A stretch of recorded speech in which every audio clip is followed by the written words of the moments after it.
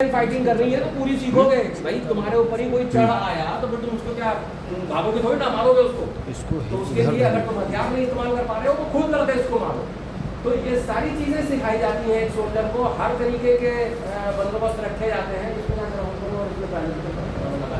Sir एक चीज़ पूछनी, जो पुराने ज़माने में वॉरफेयर होते थे ना, तो उसमें एक चीज़ पालन करते थे कि उनको सूरज ढलने के बाद एक दूसरे के। हाँ, मैं आता हूँ, मैं इस चीज़ को बताता हूँ। एक्चुअली मैंने कहा ना, एरा टाइम के साथ साथ चीज़ें बदलती रहती हैं। हम अगर बात करें तो जब हम पाकिस्तान से फर्स्ट वॉर लड़े थे 65 में, ठीक है ना, तो 65 की वॉर में हमारे पास वो फाइटर जेट नहीं थे जो रात में उड़ान भर सके, हमारे पास वो नेविगेशन सिस्टम नहीं था। उसके बाद तो हम रात में हमारे फ्लाइट नहीं उड़ सकती थी। हाँ, पिक्चर जो आई थी वो उसी पर बनी थी, तो उस समय नहीं था, मगर आगे जाके डेवलप हो गया तो हम रात में भी लड़ रहे हैं। तो युद्ध के नियम हमने बताया एरा के साथ साथ, युग के साथ साथ बदलते जाते हैं। महाभारत काल में हमारे पास कोई एरोप्लेन और इन सब की सुविधा नहीं थी, घोड़े, हाथियों और रथों से लड़ना था। तो सीधी सी बात थी, हम क्या करते हैं उसमें, हमको रात में नहीं लड़ेंगे, दिखेगा ही नहीं यार, हम अपने आदमी मार रहे हैं कि उनके आदमी मार रहे हैं, हमें क्या मालूम अंधेरे में, कोई लाइट भी नहीं थी कि हम फ्लड लाइट लगा करके लड़ाई कर रहे हैं। तो इसीलिए रात में नहीं लड़ना था, मगर बाद में इसका नियम टूट गया। वो महाभारत युद्ध को इसीलिए कहते हैं गैर परंपरागत हो गया था, नॉन कन्वेंशनल हो गया था। वो दिव्य अस्त्र को आप समझ लीजिए आज के जमाने में CBR है, ठीक है ना, केमिकल, बायोलॉजिकल, रेडियोलॉजिकल वेपन्स जो हैं वो उस जमाने के दिव्य अस्त्र हम लोग कहते थे, जिनका इस्तेमाल खाली देवता करते थे, जो भी हो उस समय के हिसाब से। तो मैं ये कहूँ कि वो नॉन कन्वेंशनल इसीलिए हो गया। हमारे यहाँ के अभी के युद्धों में जो मॉडर्न एरा है उसमें वर्ल्ड वॉर सेकेंड जो रहा वो नॉन कन्वेंशनल हो गया, ड्यू ये है कितना नहीं है इसमें बायोलॉजिकल वॉरफेयर का, जैविक युद्ध का वो अगर नहीं है तो तो कन्वेंशनल वॉरफेयर वो हो गए जहां पर कन्वेंशनल जो वॉरफेयर है यानी परंपरागत अस्त्र शस्त्र है उनका प्रयोग किया जा रहा हो, तो वो सारे जो आएंगे वो परंपरागत युद्ध में आएंगे। एटॉमिक अगर आपने इस्तेमाल कर लिया शब्द या केमिकल इस्तेमाल कर लिया तो वो कभी भी कन्वेंशनल वॉरफेयर में नहीं आएगा। तो कन्वेंशनल वॉरफेयर जो युद्ध के नियमों के अंतर्गत आ जाए। अब नियम क्या है, कई लोगों ने यहाँ पर बात की है, आज के हिसाब से बताइएगा, पुराने जमाने के हिसाब से मत बताइएगा। सीज फायर का उल्लंघन न करना, वो सीज फायर हो गया तो युद्ध ही नहीं हुआ, सीज फायर हो गया तो युद्ध ही नहीं हुआ। नॉर्मल अगर दो देशों के बीच युद्ध हो रहा है तो आज के हिसाब से संयुक्त राष्ट्र संघ यानी कि यूनाइटेड नेशन ऑर्गेनाइजेशन द्वारा कुछ नियम बनाए गए हैं। वो क्या है, कुछ बता सकते हैं प्लीज? सर, जो नियम थी कि पहले बॉर्डर टू बॉर्डर लड़ाई होती थी और बाद में पब्लिक के युद्ध फैलता था, लेकिन आज के डेट में डायरेक्ट पब्लिक के ऊपर हवाई हमले करके होती है। नियम बताइए, नियम बताइए, नियम कोई भी देश और सिविल डिफेंस के जो बने निकाय उस पर जो है हथियारों का प्रयोग नहीं किया जाए। गुड। न्यूक्लियर आम जनता पे बमबारी नहीं की जाएगी। आम जनता पे बमबारी नहीं की जाएगी। सर, जो न्यूक्लियर वेपन का जो सैनिक पकड़े जाएंगे उन्हें टॉर्चर नहीं किया जाएगा।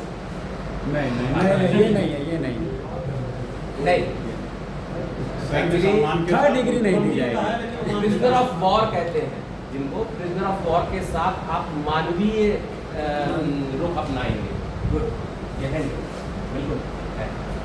और बताइए, yes these are the rules कि भैया हम रिहायशी इलाकों में हमला नहीं करेंगे। अगर दो देशों में आपस में लड़ाई हो रही है तो वहाँ की जनता का कोई इसमें हाथ नहीं है, वो पॉलिटिकल इश्यूज हैं जिनकी वजह से आप लड़ रहे हो, तो जनता पर बम नहीं गिराए जाएंगे, यानी कि रिहायशी इलाकों में बम नहीं गिराए जाएंगे। दूसरा, हॉस्पिटल से बम नहीं गिराए जाएंगे, हॉस्पिटल, कॉलेज, इस तरह की ये सारी चीज़ें हैं, इन पे नहीं। इवन ये भी है कि आप केवल मिलिट्री टारगेट्स कर सकते हैं, ठीक है ना, मिलिट्री टारगेट कर सकते हैं, ये नियम है। हालांकि खूब उल्लंघन होता है और उसको एक शब्द नाम दिया जाता है जिसे कहते हैं, क्या कहते हैं, मिस्टेक। Collateral damage. तो किसी भी राष्ट्र की प्रभुता और सर्वप्रभुता के लिए किसी भी राष्ट्र की इसका मतलब क्या होता है सर? कोलैटरल मैं बताने जा रहा था बीच में आपने अपना जी बोलिए किसी भी राष्ट्र की प्रभुता और सर्वप्रभुता के लिए जो है कोई भी कंट्री का एक मापदंड होता है जो रूल के तहत होता है, जो आम जनमानस के लिए हानि न हो और पर्टिकुलर प्लेस पे वो टारगेट हो, वो अपनी आपका स्वाभिमान सर्वप्रभुता के लिए किसी भी राष्ट्र की। युद्ध में ये सब चीजें नहीं होती हैं।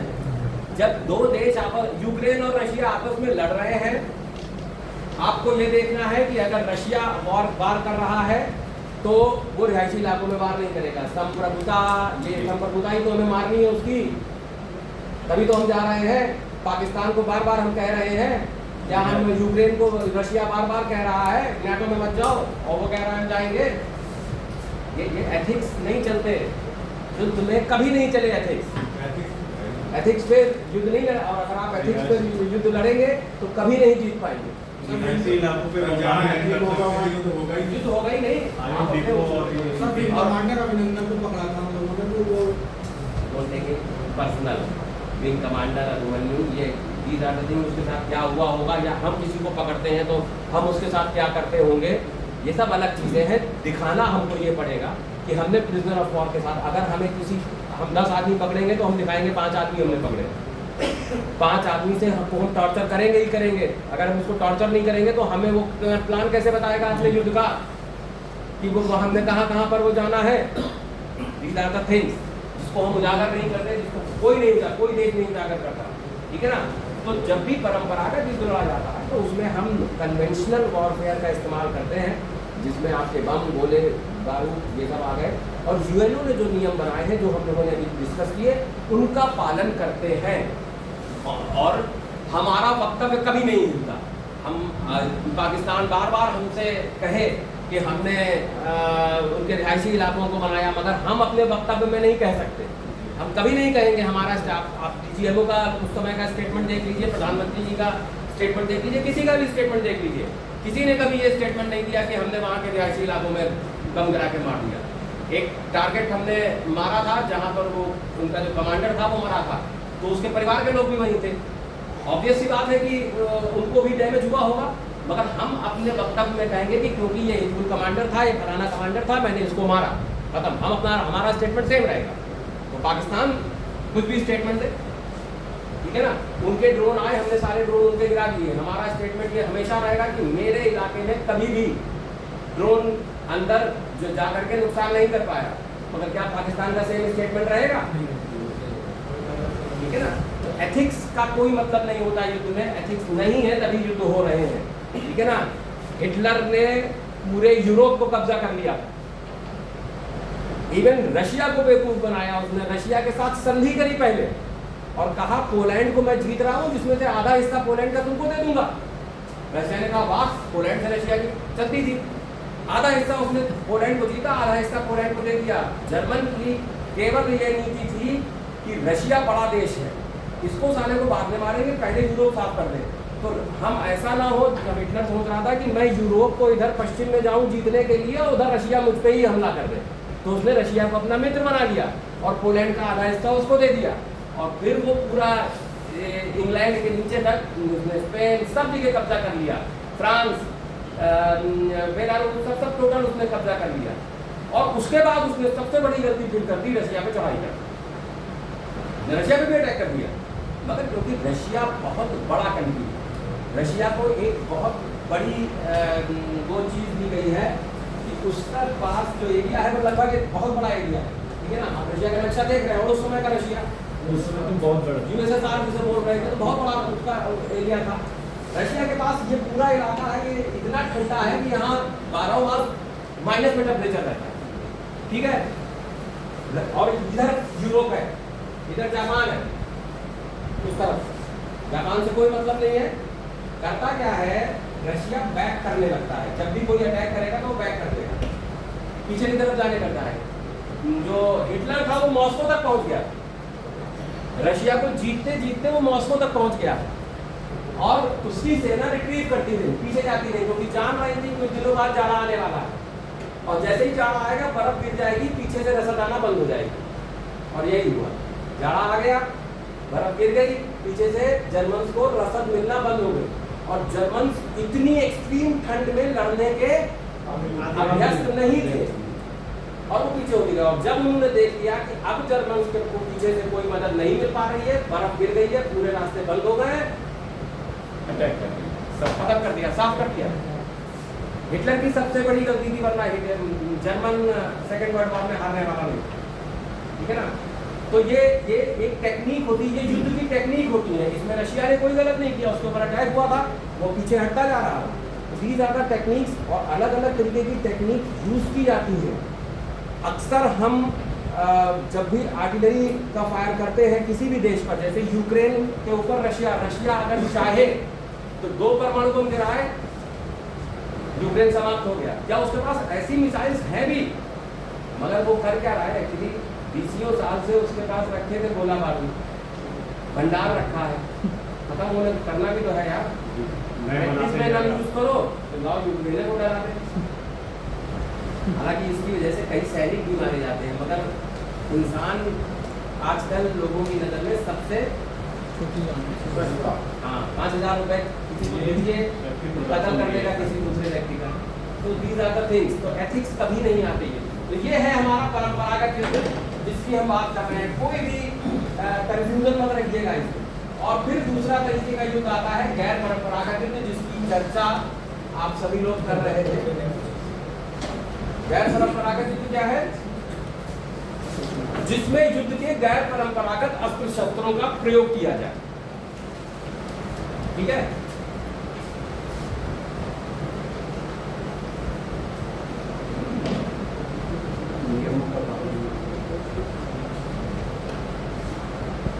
इंग्लिश में बोलते हैं नॉन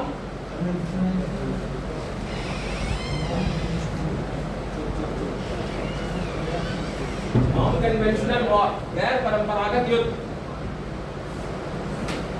वो युद्ध जिसमें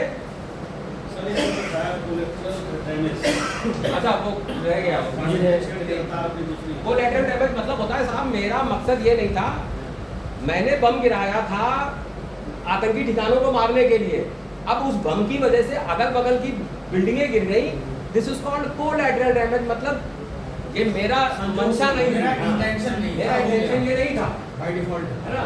जैसे रूस ने कई बार रिहायशी इलाकों में बम गिराए, तो उसने कहा साहब हमारे विमानों की गलती हो गई, प्रेसाइज नहीं रहे उतने, जिसकी वजह से ये कोलैटरल डैमेज हो गया, जिसको हम नहीं चाह रहे थे। मेरा इंटेंशन ये नहीं था, मगर उस इंटेंशन न होने के बावजूद भी यहाँ पर बम गिर गया, ये हमारी मंशा नहीं।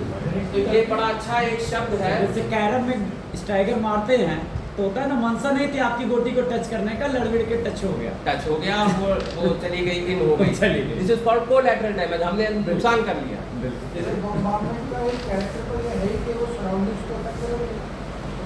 अब उसमें होता क्या है ना, दूसरा देश यूएनओ में जाके शिकायत करता है कि साहब ये मेरे रिहायशी इलाकों को मार रहे हैं, तो दूसरा देश क्या जवाब देगा? वो कोलैटरल डैमेज कहता है कि साहब मैंने वहाँ पर ठिकाना नहीं बनाया था, इनका आर्मी बेस वहाँ पर था, मैंने वहाँ के लिए निशाना बनाया था, अब आर्मी बेस के बगल में इनके रिहायशी इलाके हैं, तो मैं क्या करूँ? थोड़ा बहुत कोलैटरल डैमेज हुआ, जिसकी वजह से न्यूक्लियर वॉरफेयर में तो कोई नियम रहा ही नहीं ना, वो तो आ गया। इसीलिए मैं कह रहा हूँ उसको इससे कंफ्यूज मत करिए, वो गैर परंपरागत युद्ध आ गया। और अब मैं आने वाला हूँ तो आप लोगों को पता लगेगा ये डैमेज कितनी वास्ट और बड़ी है।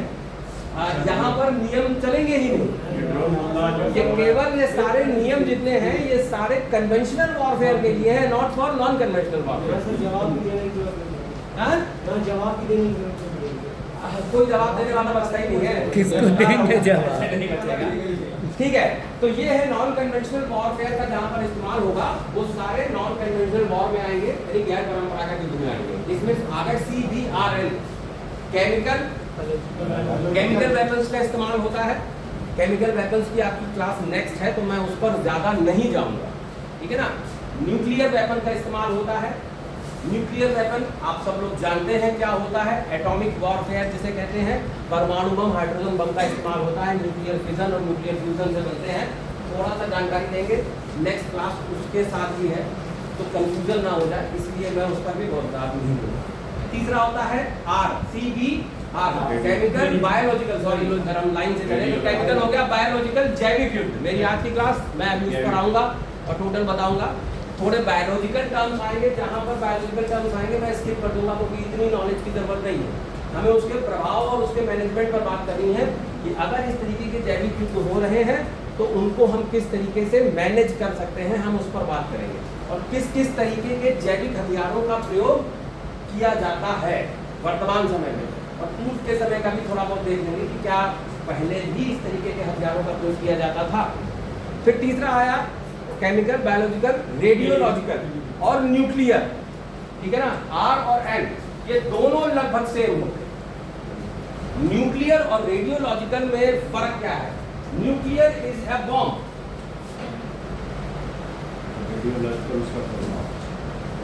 और इस न्यूक्लियर बॉम्ब के साथ जब आप इसका विस्फोट करते हैं तो इसके साथ कई तरीके के रेडिएशंस बाहर आते हैं। उन रेडिएशंस की वजह से लोगों की जो जान जाती है, दैट इज कॉल्ड रेडियोलॉजिकल, ठीक है ना। रेडियोलॉजिकल इफेक्ट लाने के लिए कभी बम फोड़ने की भी आवश्यकता नहीं है। मैं इस कमरे में अभी एक कोने में इतना छोटा सा यूरेनियम का टुकड़ा किनारे रख दूं तो आप सभी लोग उस रेडियोलॉजिकल प्रभाव में आ जाएंगे। तो आजकल टेररिस्ट ग्रुप जो हैं वो इस तरीके के काम करते हैं। जापान में ऐसा, हमने शायद इस तरीके का एग्जाम्पल आपको पहले दिया था मेट्रो में, हाँ, कि उन्होंने बम विस्फोट किया और पास के हॉस्पिटल में रेडियोलॉजिकल एक चीज रख दिया, और वहां पर जितने भी लोग इलाज कराने गए सब प्रभावित हो गए। तो ये एक रेडियोलॉजिकल है, एक विशेष तरीके के एलिमेंट्स हैं। अगर केमिस्ट्री में जाएं तो जो बहुत हैवी एलिमेंट होते हैं उनके अंदर एक क्षमता होती है कि वो टूट जाते हैं, ठीक है ना। यूरेनियम का प्रयोग होता है न्यूक्लियर बम में, ठीक है ना। एटॉमिक बम में, एटम बम में यूरेनियम का इस्तेमाल होता है, ठीक है ना। यूरेनियम मुख्यतः दो अवस्था में मिलता है, यूरेनियम 238 और यूरेनियम 235, ठीक है ना। भारत में यूरेनियम का पूरा जखीरा है।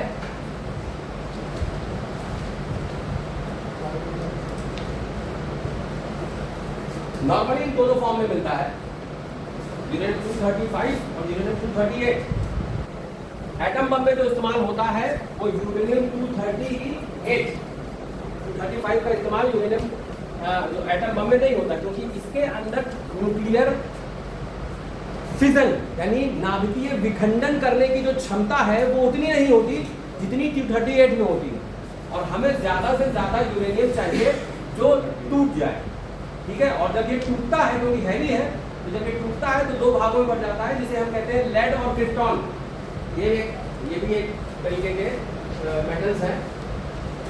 लेड का फॉर्मूला Pb और क्रिप्टॉन Kr।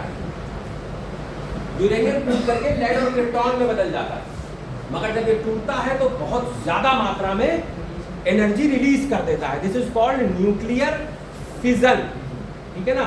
फिजन मतलब हिंदी में बोलते हैं विखंडन, नाभिक का टूटना।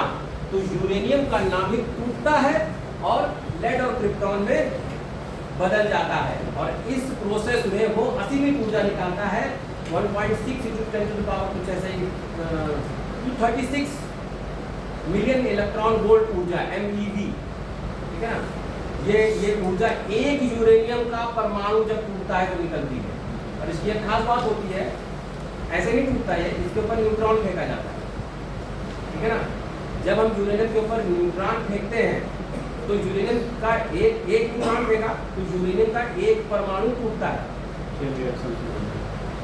और वो ऊर्जा निकालता है, 236 बिलियन इलेक्ट्रॉन वोल्ट ऊर्जा निकालता है, MeV, ठीक है। और ऑटोमेटिक 3 न्यूट्रॉन निकाल देता है। अब हमको न्यूट्रॉन की जरूरत नहीं है, जब वो टूटता है तो 3 न्यूट्रॉन निकाल देता है।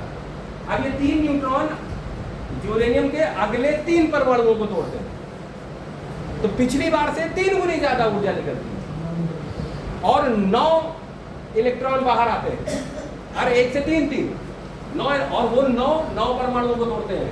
तो हर बार 3 के गुणांक में ऊर्जा निकलती रहती है, और ये प्रोसेस तब तक चलती है जब तक जितना यूरेनियम हमने लिया है वो पूरा का पूरा यूरेनियम जो है वो खत्म ना हो जाए, टूट ना जाए, नाभिकीय विखंडित ना हो जाए। तो जब ये पूरा यूरेनियम टूट जाता है तब जो है, समझ लीजिए कि आपका, अब हम नरौरा एटॉमिक रिसर्च सेंटर में क्या करते हैं, हम इसी ऊर्जा का इस्तेमाल कंट्रोल्ड रूप में बिजली बनाने के लिए करते हैं। ठीक है ना? बिजली कैसे बनती है? आसानी से किसे किसे? रासायनिक क्रिया जो होती है रासायनिक क्रिया के माध्यम से। आप क्या कह रहे थे? टरबाइन के ऊपर वो पानी को वेरी गुड। टरबाइन क्यों चलाते हैं? टरबाइन से क्या होता है ये समझ लीजिए तो आप समझ जाएंगे टॉपिक में। देखिए फ्लेमिंग्स का नियम है। फ्लेमिंग ने एक वो की थी, एक मैग्नेट को एक बिजली के कॉइल के कॉपर कॉइल के बीच में शायद